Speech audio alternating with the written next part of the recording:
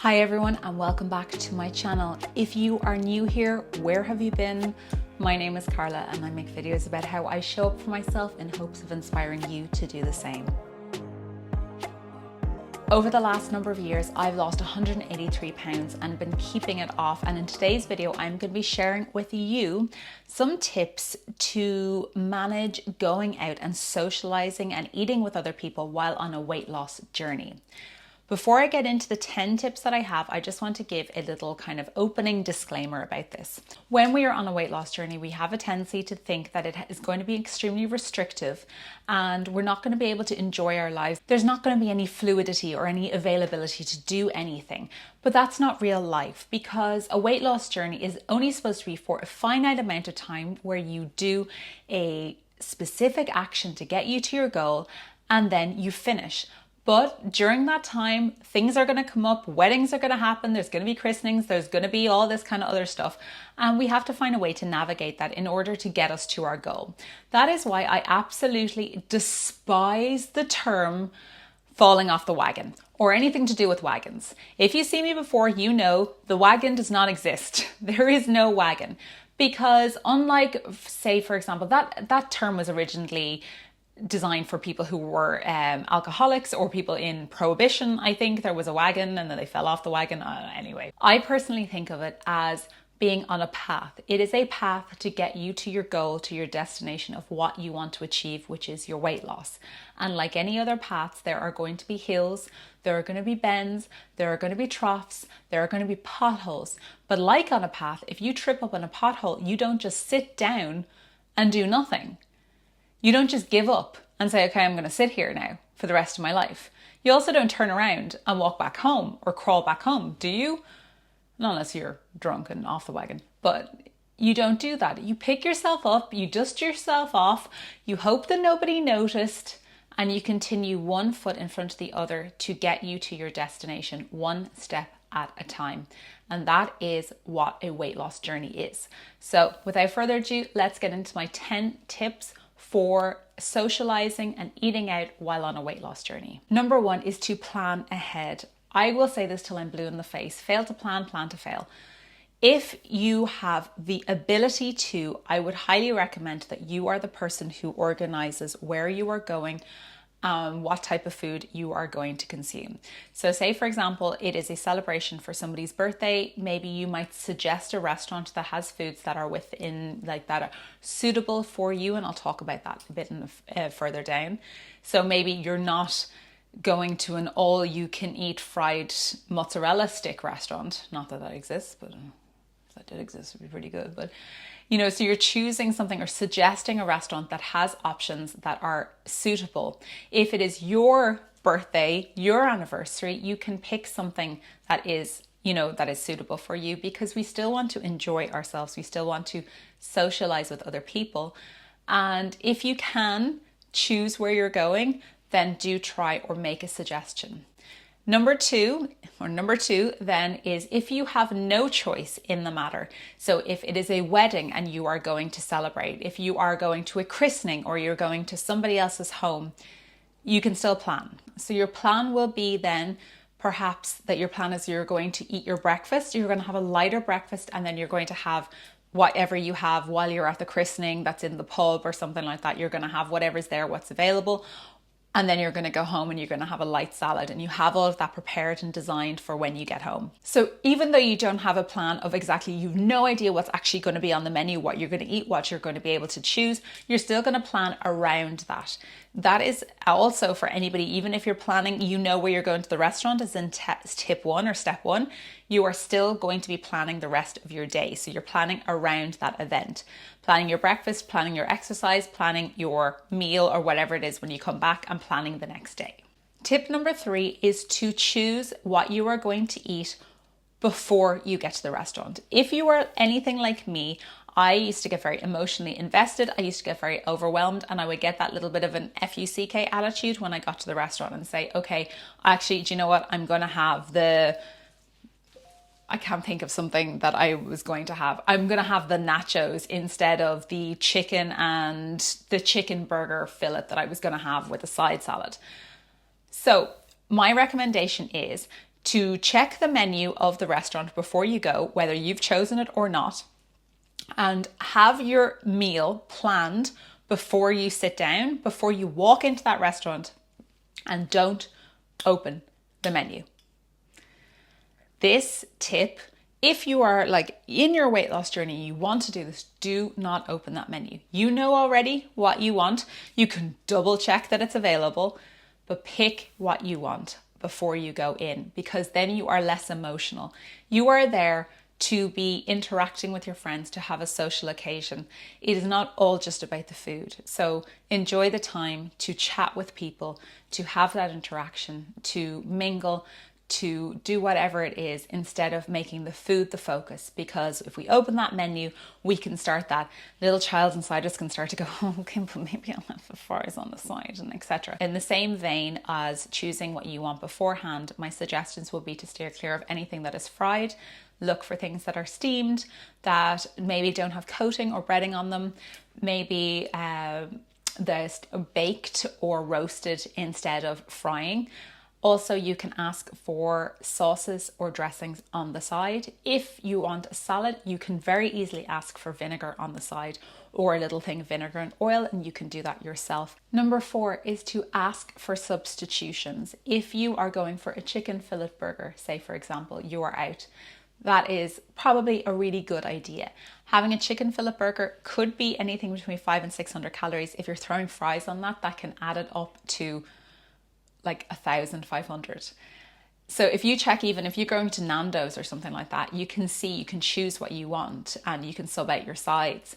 For if you're going to a more fancier or less kind of adaptable restaurant, you can still do that. You can often ask them for a side salad instead of fries, or some steamed vegetables instead of fries, and that kind of thing. Or instead of having bread or a side of garlic bread, ask for that salad, or ask for no sides. We don't necessarily have to have sides. You can sub out the burger bun, or choose not to eat the burger bun. You can also ask for things to not be cooked in oil if possible. Of course, we cannot control it because somebody else is eating for us, and we don't expect them to control it.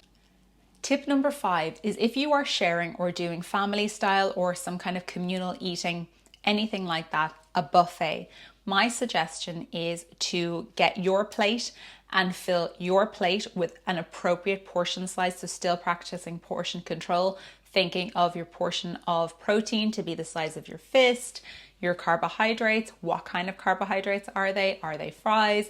Are they just regular potato? Whatever it is, thinking about that and making up your plate. For example, I know that when I've gone out for dinner with friends, we've ordered communal starters, and sometimes I will put what I am going to have on my side plate, and that is my food.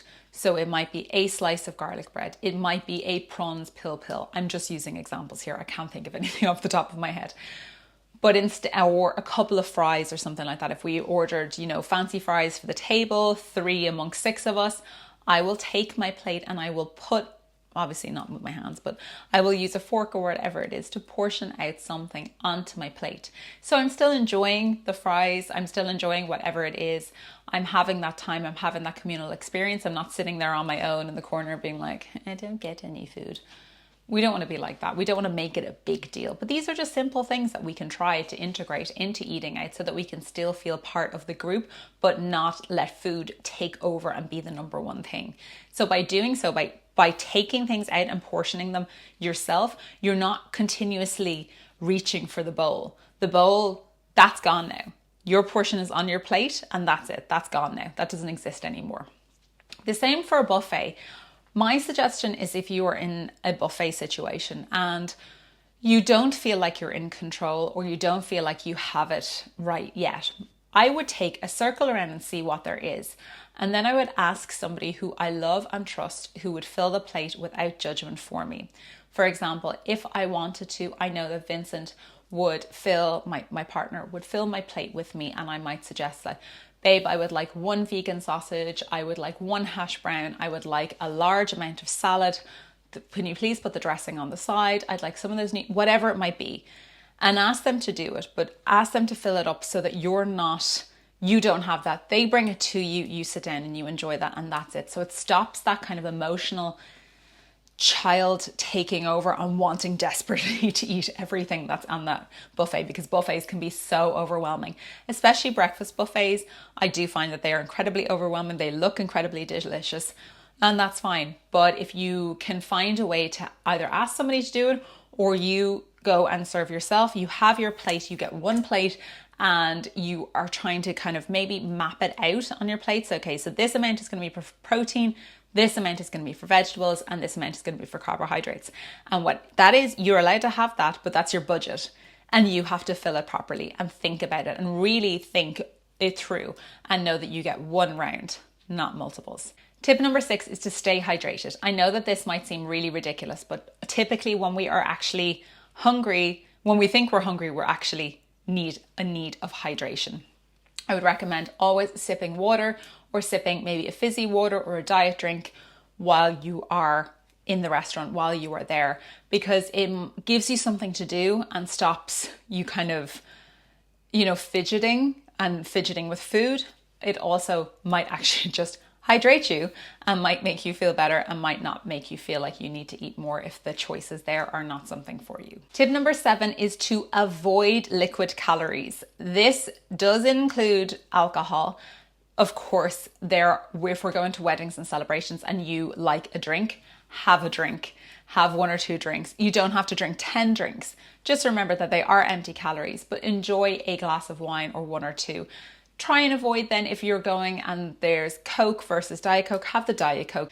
The way I personally would see it is I wouldn't waste calories on alcohol that much. I went to one wedding when I was on my weight loss journey and I had 3 glasses of wine the whole day. Tip number 8 is to indulge mindfully. I am not saying that any of us have to be saints. We do not have to be perfect. And it is nice to have something that is nice. So if you're going out for an anniversary, a birthday, something like that, have something, indulge, enjoy yourself, have the one thing, because it's not make you put 10 pounds back on. It would be doing that consistently, but having one-offs is not going to have that effect. Have the slice of cake. But my suggestion would be then to do the opposite. So maybe not have the starter if you're going to have the slice of cake. Maybe have the big pasta dish that you really want, but don't have a starter or a main course. So you're indulging mindfully. You're enjoying the thing that you really want, have that, and the things that you can't really care that much about, don't have them. And just because, this is tip number 9, just because everybody else is having it does not mean that you have to have it.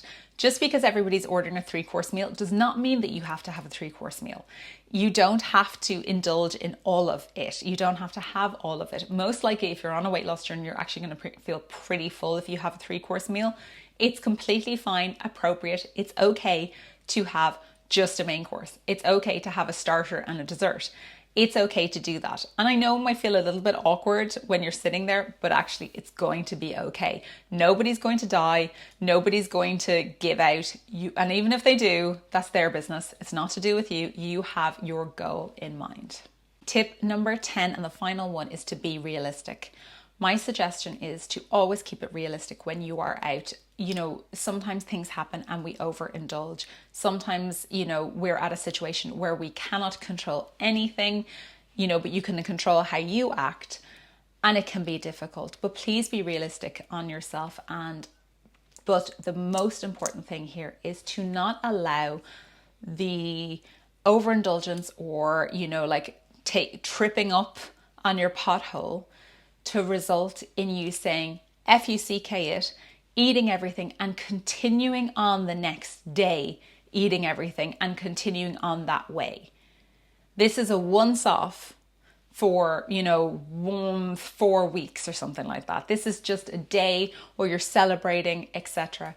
for that particular day.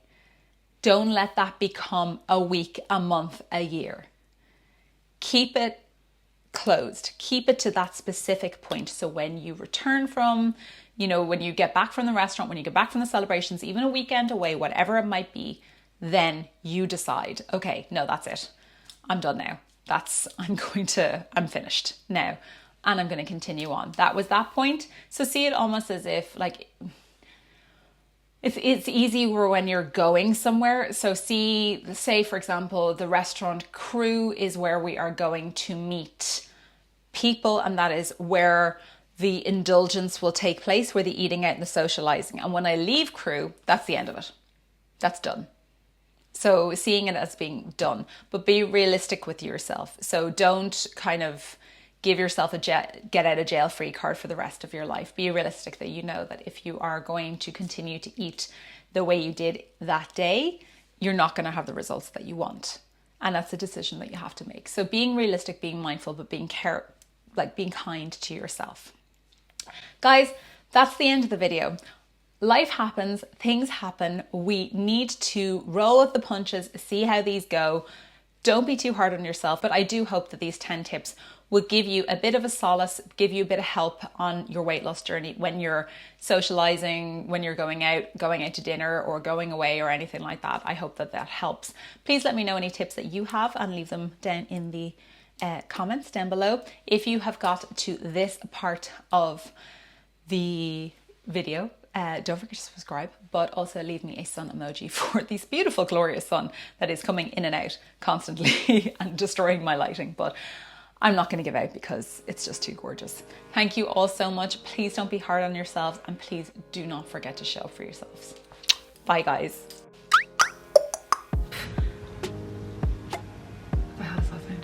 Whatever, it doesn't matter. The epidemiology.